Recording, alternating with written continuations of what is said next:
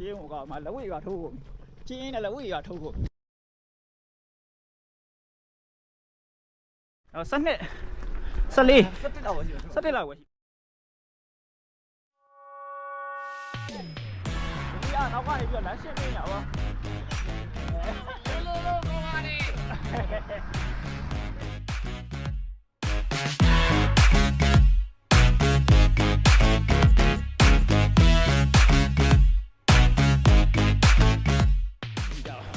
4 ကီလိုမီတာလောက်ရှိပါပြီပေါ့နော်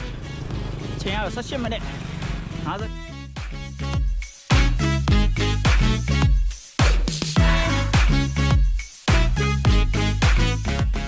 နေပါပြီဆက်နေပါလေအဲ့တော့ဖျား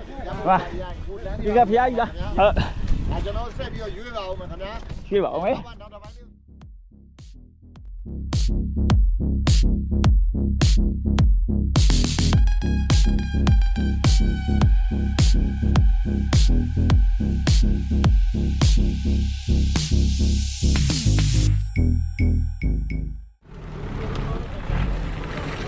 sao vậy nó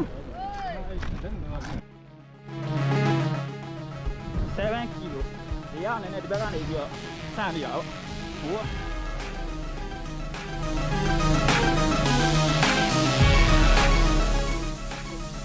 ကျွန်တော်ပုံမှန်အောင်ဆိုင်ရဲ့ဒီရားလေးကိုပြန်ရောက်လာပြီနော်ဒီကီလိုရှိပါပြီနော် go ဆန်းတော့ကြားရရှိပြီဒါပဲလဲမမနဲ့ပြေးဝင်ကမှလက်ဝဲရွာထိုးဖို့ချင်းနဲ့လက်ဝဲရွာထိုးဖို့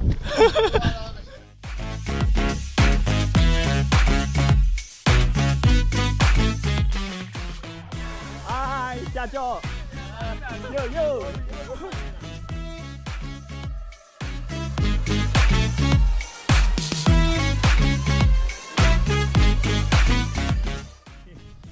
别记住记歪了呢好嘞